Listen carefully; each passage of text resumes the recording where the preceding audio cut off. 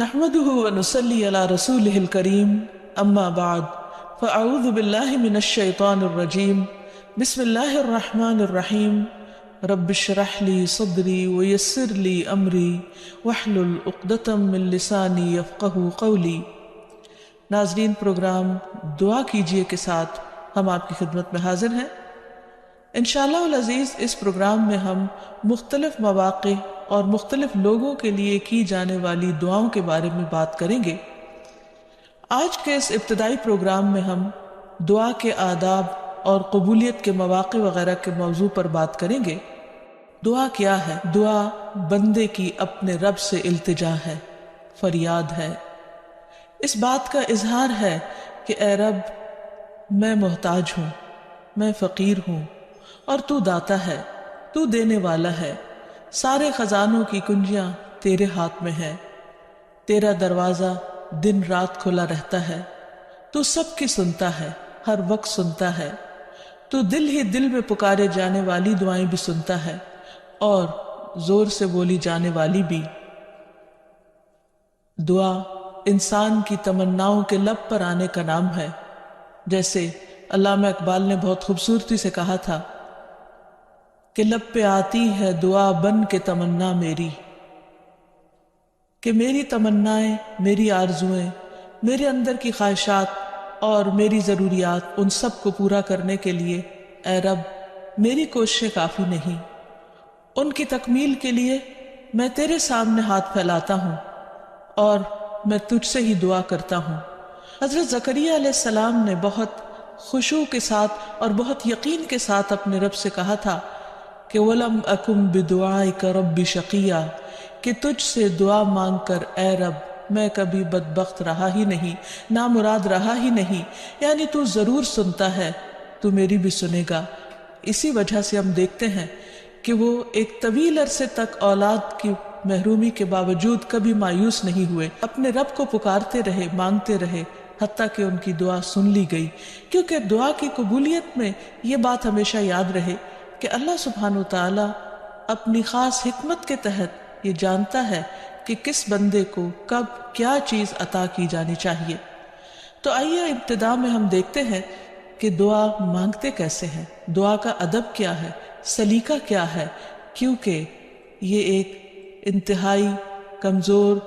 اور عاجز انسان کے الفاظ اس کے عظیم رب کی بارگاہ میں اٹھتے ہیں، تو پھر یہ کیسے ہونے چاہیے تاکہ دعائیں قبول ہو جائیں۔ تو اس سلسلے میں سب سے پہلی بات تو یہ ہے کہ انسان کو دعا مانگتے وقت پوری توجہ اور پورے خشوع اور خضوع کا مظاہرہ کرنا چاہیے، کیونکہ اللہ سبحانہ تعالیٰ غافل دل کی دعا نہیں سنتا۔ دعا مانگنے کے ادب میں سب سے پہلا ادب، سلیقہ اور کرینہ یہ ہے کہ انسان پورے اخلاص کے ساتھ، پوری توجہ کے ساتھ، شوق اور محبت کے ساتھ اپنے رب سے مانگے، پورے یقین کے ساتھ کہ اس کا رب اس کی دعا ضرور سنے گا۔ قرآن مجید میں اللہ تعالیٰ فرماتے ہیں وَادْعُوهُ مُخْلِصِينَ لَهُ الدِّينَ، اس سے دعا کرو دین کو اسی کے لیے خالص کرتے ہوئے، یعنی صرف اللہ سے مانگو، کسی اور سے نہیں، کیونکہ سب کو دینے والا دراصل وہی ہے۔ انبیاء ہوں یا اولیاء کرام ہوں یا بزرگان دین ہوں، سب کے سب اسی کے آگے سجدہ ریز ہوتے ہیں اور اسی کو پکارتے ہیں۔ نبی صلی اللہ علیہ وسلم صبح سے شام تک ہر موقع پر اپنے رب کو پکارا کرتے تھے، اور وہ تمام دعائیں احادیث کی کتابوں میں ہمیں صحیح سند کے ساتھ ملتی ہیں کہ کس طرح آپ صلی اللہ علیہ وسلم صبح بستر سے اٹھتے وقت اپنے رب کو پکارتے، پھر نماز میں کون کون سی دعائیں مانگتے، پھر اسی طرح کھانا کھانے سے پہلے، کھانا کھانے کے بعد، یہاں تک کہ اگر چھینک آئے تو اس وقت کیا پڑھا جائے، اور اسی طرح رات کو سوتے وقت، اور بے شمار مواقع کی دعائیں، اور اس کے علاوہ بھی نبی صلی اللہ علیہ وسلم کی دعائیں بہت ہی خوبصورت انداز میں مختلف کتابوں میں ہمیں ملتی ہیں، جس سے ہمیں دعا مانگنے کا سلیقہ اور ادب پتہ چلتا ہے، کیونکہ نبی صلی اللہ علیہ وسلم اللہ کے محبوب تھے، اور کس طرح اللہ کے محبوب نے اپنی عاجزی اور انکساری کا اظہار اپنے رب کے حضور کیا ہے، وہ ہمارے لیے ایک بہترین نمونہ ہے۔ پھر دعا مانگنے کے ادب میں ایک اہم ترین ادب یہ ہے کہ انسان توجہ سے مانگے، حدیث میں آتا ہے کہ اللہ سبحانہ وتعالی غافل دل کی دعا نہیں سنتا، یعنی انسان جب مانگے تو واقعی اس کو یہ معلوم ہو کہ وہ کیا مانگ رہا ہے، اور پھر تضرع اور عاجزی کے ساتھ بار بار اصرار کر کے مانگے، یہ نہ کہے کہ اے رب تو چاہے تو دے دے اور تو نہیں چاہتا تو نہ دے، نہیں، بلکہ پورے یقین کے ساتھ اپنے رب سے مانگے، اور اس بات کا بھی پورا یقین ہونا چاہیے کہ رب دعا سنتا ہے، کیونکہ وہ دیتا ہے۔ رب نہ سوتا ہے، نہ اس کو اونگ آتی ہے، نہ اس کو نیند آتی ہے، اور اس کو دینے کے لیے کسی سے مشورے کی بھی ضرورت نہیں ہوتی، کوئی اس پر جبر نہیں کر سکتا، کسی کا اس پر زور نہیں۔ اس لیے انسان جب اس سے مانگے تو یہ سوچ کے مانگے کہ اس کو دینے میں پورا پورا اختیار ہے اور وہ میری دعا بھی ضرور سنے گا۔ پھر اسی طرح انسان اپنی عاجزی اور مسکنت کا اظہار کرے، مانگتے وقت انسان اپنے اندر کو بالکل تکبر سے خالی کر لے اور یہ سمجھے کہ میں ایک انتہائی حقیر چیز ہوں اور میرا رب عظیم خالق ہے، پوری کائنات کا مالک ہے، اور میں اسی کے آگے ہاتھ پھیلا رہا ہوں جو میرے اٹھے ہوئے ہاتھوں کو کبھی خالی نہیں لوٹائے گا، اور اس کو دینے سے محبت ہے، وہ دے کر خوش ہوتا ہے، اور دعا کرنے والے سے محبت رکھتا ہے، اور جو دعا نہیں کرتا اللہ تعالیٰ اس سے ناراض ہوتا ہے۔ اللہ سبحانہ وتعالیٰ قرآن مجید میں خود فرماتے ہیں وَقَالَ رَبُّكُمُ ادْعُونِي أَسْتَجِبْ لَكُمْ، تمہارا رب کہتا ہے مجھ سے دعا مانگو، ادعونی استجب لکم، میں تمہاری دعائیں قبول کروں گا۔ اس لیے رب کے وعدے پر یقین کرتے ہوئے ہمیں دعا کرتے رہنا چاہیے۔ پھر اسی طرح یہ ہے کہ دعا میں عاجزی اور انکساری کے ساتھ ساتھ گریہ وزاری بھی ہونی چاہیے، جس طرح نبی صلی اللہ علیہ وسلم بدر کے موقع پر اللہ سبحانہ وتعالیٰ کے حضور آہوزاری کے ساتھ دعائیں کر رہے تھے۔ اس سلسلے میں روایت میں آتا ہے کہ نبی صلی اللہ علیہ وسلم قبلہ رخ ہو کر گڑ گڑا کے دعا کر رہے تھے کہ اے اللہ میرے لیے اپنے کیے ہوئے وعدے کو پورا فرما، اے اللہ اپنے وعدے کے مطابق عطا فرما، اے اللہ اگر اہل اسلام کی یہ جماعت ہلاک ہو گئی تو زمین پر تیری عبادت نہ کی جائے گی۔ اور پھر اس قدر عاجزی و زاری تھی کہ حضرت ابوبکر صدیق رضی اللہ تعالیٰ عنہ نے جب آپ کو دیکھا تو پیچھے سے آ کر آپ سے چمٹ گئے اور کہنے لگے کہ اے اللہ کے نبی اب بہت کافی ہو چکا، آپ نے اپنے رب سے بہت کچھ مانگ لیا، اللہ تعالیٰ آپ سے کیے ہوئے وعدے کو ضرور پورا کرے گا۔ پھر اسی طرح یہ ہے کہ انسان دعا میں تکرار کرے، یہ نہ ہو کہ ایک بار مانگے، دو بار مانگے اور اس کے بعد تھک کر بیٹھ جائے اور یہ کہے کہ میری دعا تو سنی نہیں جاتی، اس لیے دعا مانگنے کا فائدہ نہیں۔ ہم دیکھتے ہیں کہ کس طرح انبیاء علیہ السلام مسلسل دعائیں مانگتے رہے، اصرار کے ساتھ مانگتے رہے۔ اس سلسلے میں ہمیں رسول اللہ صلی اللہ علیہ وسلم کی ایک حدیث سے بھی پتہ چلتا ہے کہ جب اصرار کے ساتھ اور تکرار کے ساتھ انسان دعا کرتا ہے تو اس کا کیا فائدہ ہوتا ہے۔ آپ صلی اللہ علیہ وسلم نے فرمایا جس شخص نے 3 مرتبہ اللہ تعالیٰ سے جنت مانگی، جنت اس کے لیے دعا کرنے لگتی ہے کہ اے اللہ اسے جنت میں داخل کر دے، اور جو شخص 3 مرتبہ دوزخ سے پناہ مانگے تو دوزخ اس کے لیے دعا کرنے لگتی ہے کہ یا رب اس شخص کو دوزخ سے پناہ دے۔ پھر اسی طرح یہ ہے کہ انسان کو چاہیے کہ انسان مانگنے کے انداز میں ہاتھ اٹھا کر اللہ تعالیٰ سے مانگے، کیونکہ اللہ سبحانہ وتعالیٰ بہت حیا والا ہے، بہت کرم فرمانے والا ہے۔ اس کو اس بات سے شرم آتی ہے کہ اس کا کوئی بندہ اس کے آگے ہاتھ پھیلائے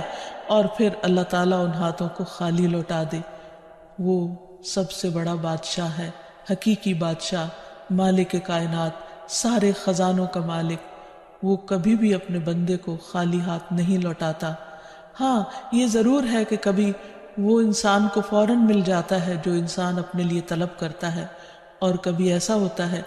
کہ اس سے بہتر کچھ اور عطا کر دیا جاتا ہے، یا اس سے کوئی آنے والی مصیبت ٹال دی جاتی ہے، یا پھر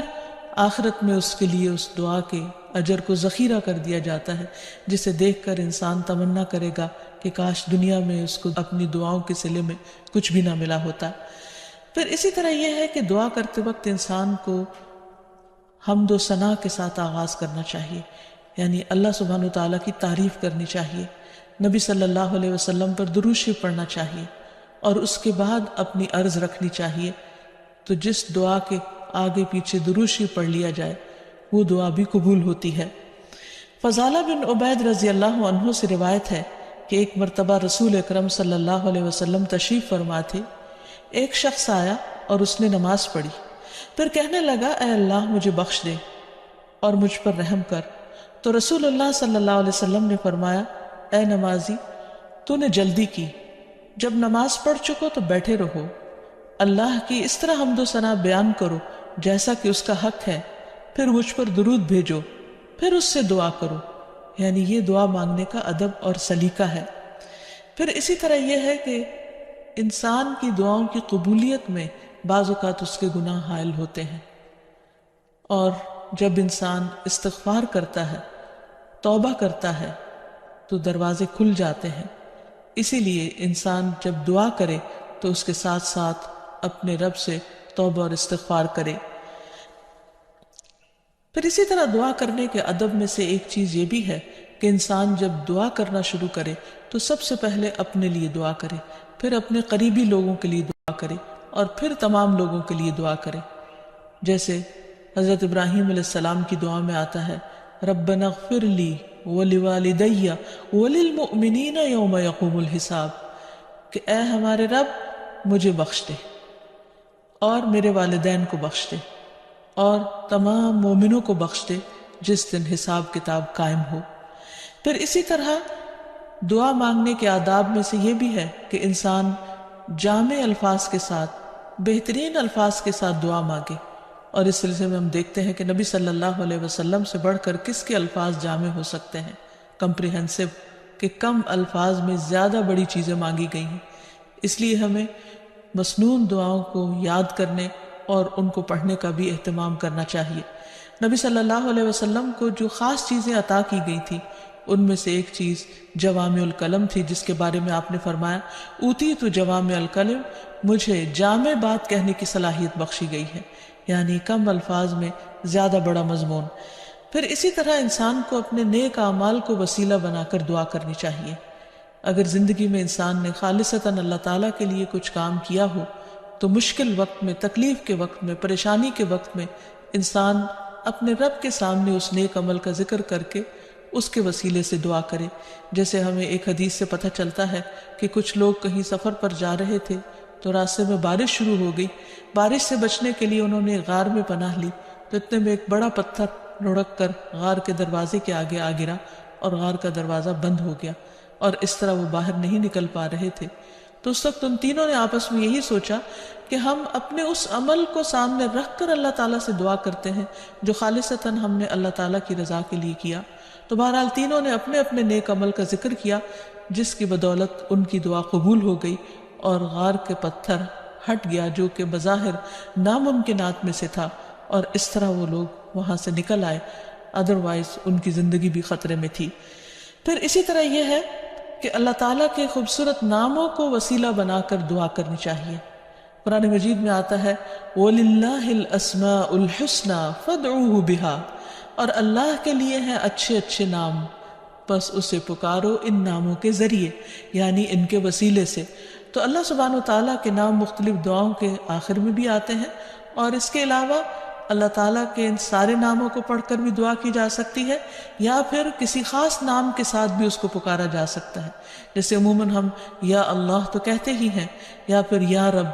یا رحمان، یا رحیم، یا کریم، یا ذی الجلال والاکرام، یا حی یا قیوم برحمتک استغیث۔ ان اچھے اچھے ناموں کے ساتھ اللہ تعالیٰ کو بار بار پکار کر دعا کرنے سے دعا قبول ہوتی ہے۔ پھر اسی طرح اگر کوئی شخص باوضو دعا کرتا ہے تو اس کی دعا بھی قبول ہوتی ہے۔ اس سلسلے میں ہم دیکھتے ہیں ابو عامر رضی اللہ عنہ جب شہید ہوئے تو ابو موسیٰ اشعری رضی اللہ عنہ نے آ کر نبی صلی اللہ علیہ وسلم کو اس کی خبر دی اور کہا کہ ابو عامر نے کہا تھا کہ آپ صلی اللہ علیہ وسلم سے کہنا کہ میرے لیے استغفار کریں۔ آپ نے پانی طلب فرمایا، وضو کیا، پھر ہاتھ اٹھا کر دعا کی، اے اللہ عبید ابو عامر کی مغفرت فرما۔ پھر اسی طرح دعا کی قبولیت کے آداب میں سے ایک ادب یہ بھی ہے کہ انسان حلال رزق کا اہتمام کرے۔ نبی اکرم صلی اللہ علیہ وسلم نے ایک شخص کا ذکر کیا کہ وہ طویل سفر کرتا ہے، پریشان حال ہے اور خاک آلود ہے اس کے بال اور اس کا لباس، اور وہ بہت تھکا ہوا ہے اور اپنے ہاتھ آسمان کی طرف اٹھا کر کہتا ہے یا رب یا رب، لیکن اس کی دعا کہاں سے قبول کی جائے؟ اس کا کھانا بھی حرام کا، اس کا پہننا بھی حرام کا، اور وہ حرام پر ہی پرورش پایا، تو اس کی دعا کہاں سے قبول ہو؟ تو اس سے یہ پتہ چلتا ہے کہ انسان اگر یہ چاہتا ہے کہ اس کی دعائیں قبول ہوں تو وہ اپنے کھانے پینے اور اپنے لباس اور اپنی زندگی میں بھرپور طریقے سے حلال کا اہتمام کرے۔ پھر اسی طرح یہ ہے کہ دعا میں تصنع اور تکلف سے پرہیز کرنا چاہیے۔ اس سلسلے میں ایک حدیث میں آتا ہے، ابن عباس فرماتے ہیں کہ دعا میں قافیہ بندی سے پرہیز کرتے رہنا، کیونکہ میں نے رسول اللہ صلی اللہ علیہ وسلم اور آپ کے صحابہ کو دیکھا ہے کہ وہ ہمیشہ اس سے اجتناب کرتے تھے، یعنی اس سے بچا کرتے تھے۔ پھر اسی طرح دعا میں مبالغے سے بھی پرہیز کرنا چاہیے۔ نبی صلی اللہ علیہ وسلم نے فرمایا عنقریب اس امت میں ایسے لوگ آئیں گے جو طہارت اور دعا میں مبالغہ کریں گے، یعنی حد سے زیادہ لمبی دعائیں کریں گے، کیونکہ دعا اس وقت تک انسان کو کرنی چاہیے جب تک اس کا خشوع و خضوع قائم رہے اور واقعی وہ اللہ سے دعا کر رہا ہو۔ لیکن صرف لمبی دعا اس لیے کہ شاید بہت زیادہ لمبی دعا کرنے سے زیادہ قبولیت ہوگی، تو اصل چیز کوالٹی ہے۔ بعض اوقات انسان صرف ایک جملہ بولتا ہے لیکن اتنے درد کے ساتھ، اتنے احساس کے ساتھ، اتنی شدت کے ساتھ کہ وہی کافی ہو جاتا ہے۔ جیسے یونس علیہ السلام نے مچھلی کے پیٹ میں پکارا تھا، لا الہ الا انت سبحانک انی کنت من الظالمین، کہ لا الہ الا انت، نہیں کوئی الہ مگر تو ہی، سبحانک تو پاک ہے، انی کنت من الظالمین، بے شک میں ظالموں میں سے ہوں، میں گناہ گاروں میں سے ہوں۔ تو ان کی دعا فوراً سن لی گئی، قبول کر لی گئی۔ پھر اسی طرح کچھ اوقات اور مقامات ایسے ہیں کہ جہاں انسان کی دعا قبول ہوتی ہے، مثلا رات کے آخری حصے میں دعائیں بہت قبول ہوتی ہیں۔ حدیث میں آتا ہے رسول اللہ صلی اللہ علیہ وسلم نے فرمایا ہمارا رب تبارک و تعالی ہر رات کو اس وقت آسمان دنیا پر آتا ہے جب رات کا آخری تہائی حصہ رہ جاتا ہے، وہ کہتا ہے کوئی مجھ سے دعا کرنے والا ہے کہ میں اس کی دعا قبول کر لوں؟ کوئی مجھ سے مانگنے والا ہے کہ میں اسے عطا کر دوں؟ کوئی مجھ سے بخشش طلب کرنے والا ہے کہ میں اسے بخش دوں؟ یعنی اگر کوئی اس وقت مجھ سے دعا کرے گا تو میں ضرور اس کی دعا قبول کر لوں گا۔ لیکن عموماً رات کے آخری حصے میں انسان گہری نیند میں چلا جاتا ہے اور یہ قبولیت کا وقت اس سے کھو جاتا ہے۔ تو اس خصوصی طور پر اگر انسان کی زندگی میں کوئی پریشانی ہو یا کچھ چیزوں کے بارے میں وہ واقعی سنجیدہ ہو کہ وہ اسے ملنی چاہیے دنیا اور آخرت کی کامیابیوں میں سے، بھلائیوں اور خیر میں سے، تو اس کو چاہیے کہ اس وقت میں دعا کا اہتمام کرے۔ نبی صلی اللہ علیہ وسلم نے یہ بھی فرمایا کہ تمام اوقات سے زیادہ بندہ پچھلی رات میں اپنے رب کے قریب ہوتا ہے، پس اگر تم سے ہو سکے تو تم اس گھڑی میں اللہ کو یاد کرنے والوں میں سے بن جاؤ تو ضرور بن جاؤ۔ پھر اسی طرح آذان کے بعد اور اقامت سے پہلے دعا قبول ہوتی ہے، یعنی مؤذن جب آذان دے رہا ہو تو جو الفاظ وہ دہرا رہا ہو ان کو دہراتے جانا چاہیے، سوائے حی علی الصلاۃ اور حی علی الفلاح کے، کہ اس کے جواب میں لا حول ولا قوت الا باللہ پڑھنا چاہیے۔ اور جب مؤذن آذان کہہ چکے تو آذان کے بعد کی دعا پڑھ کے، درود شریف پڑھ کر، جو بھی انسان کے دل میں حاجت ہو وہ اپنے رب کے سامنے رکھے، تو وہ دعا کے قبولیت کا وقت ہوتا ہے، اس وقت آسمان کے دروازے کھلتے ہیں۔ تو اس وقت انسان کو یہ وقت ضائع نہیں کرنا چاہیے اور چھوٹی چھوٹی چیزیں بھی اپنے رب سے مانگتے چلے جانا چاہیے تاکہ انسان کسی انسان کا محتاج نہ ہو۔ پھر اسی طرح سجدہ میں انسان اپنے رب کے بہت قریب ہوتا ہے، اس وقت دعائیں خوب سنی جاتی ہیں، تو خوب انسان کو پکارنا چاہیے۔ فرض نماز کے بعد دعا قبول ہوتی ہے، تو فرض نماز کے بعد آیت الکرسی پڑھنا اور دعا مانگنا انسان کے فائدے میں ہے، بجائے اس کے کہ انسان فوراً مصلی سے اٹھ جائے یا ادھر ادھر کی باتیں شروع کر دے۔ پھر اسی طرح جمعے کے دن ایک خاص گھڑی ہوتی ہے جس میں انسان کی دعا قبول ہوتی ہے، اور اس کے بارے میں ایک روایت میں آتا ہے کہ وہ جمعے کے دن کی آخری گھڑی ہوتی ہے۔ تو بہرحال جمعے کے دن خصوصی طور پر دعاؤں کے مانگنے کا اہتمام کرنا چاہیے۔ پھر اسی طرح ماہ رمضان میں ہر دن اور رات میں ایک گھڑی ایسی ہوتی ہے کہ جس میں دعا قبول ہوتی ہے، اس وقت بھی زیادہ سے زیادہ دعائیں مانگنی چاہیے۔ عرفہ کے دن اللہ سبحانہ وتعالیٰ سب سے زیادہ لوگوں کو جہنم کی آگ سے آزاد کرتا ہے، تو اس دن وہاں کے لوگ جو حج پر گئے ہیں وہ تو دعائیں مانگتے ہی ہیں، اور جو لوگ نہیں بھی جا سکے وہ بھی اس دن کی برکت سے فائدہ اٹھاتے ہوئے خوب خوب دعائیں کریں۔ پھر اسی طرح بارش ہوتے وقت بھی دعا قبول ہوتی ہے، پھر زمزم پیتے وقت دعائیں قبول ہوتی ہیں، قرآن مجید کی تلاوت کے بعد دعا قبول ہوتی ہے۔ تو انسان کو ان مواقع سے خوب خوب فائدہ اٹھانا چاہیے۔ پھر اسی طرح مریض اور میت کے پاس جو دعائیں کی جاتی ہیں وہ بھی قبول ہوتی ہیں۔ اور آخر میں یہ کہ رسول اللہ صلی اللہ علیہ وسلم نے بعض ایسے کلمات بتائے ہیں کہ جن کے ساتھ اگر اللہ تعالیٰ کو پکارا جائے تو انسان کی دعا قبول ہوتی ہے، اور وہ ہیں اللہم انی اسألک یا اللہ الاحد الصمد الذي لم يلد ولم يولد ولم يكن له كفوا أحد أن تغفر لي ذنوبي إنك أنت الغفور الرحيم۔ اے اللہ بے شک میں تجھ سے سوال کرتا ہوں، اے اللہ جو اکیلا ہے، بے نیاز ہے، ایسی ذات ہے جس نے کسی کو جنم نہیں دیا اور نہ ہی وہ جنم دیا گیا اور نہ ہی اس کا کوئی ہمسر ہے، یہ کہ تو میرے لیے میرے گناہوں کو بخش دے، بے شک تو بہت بخشنے والا نہایت مہربان ہے۔ تو نبی صلی اللہ علیہ وسلم نے اس شخص کے بارے میں جو یہ دعا پڑھ رہا تھا، آپ نے 3 بار فرمایا کہ اس کو بخش دیا گیا، اس کو بخش دیا گیا، اس کو بخش دیا گیا، کیونکہ اس نے اللہ سبحانہ وتعالیٰ کی ان صفات کے ساتھ، ان ناموں کے ساتھ اللہ تعالیٰ سے دعا کی تھی۔ تو اللہ تعالیٰ سے دعا ہے کہ وہ ہماری دعاؤں کو بھی سن لے اور ہمیں قبولیت کے اوقات سے بھرپور فائدہ اٹھانے کی توفیق دے اور ہمیں دعائیں مانگنے کے آداب سکھا دے۔ وآخر دعوانا ان الحمد للہ رب العالمین۔ السلام علیکم ورحمۃ اللہ وبرکاتہ۔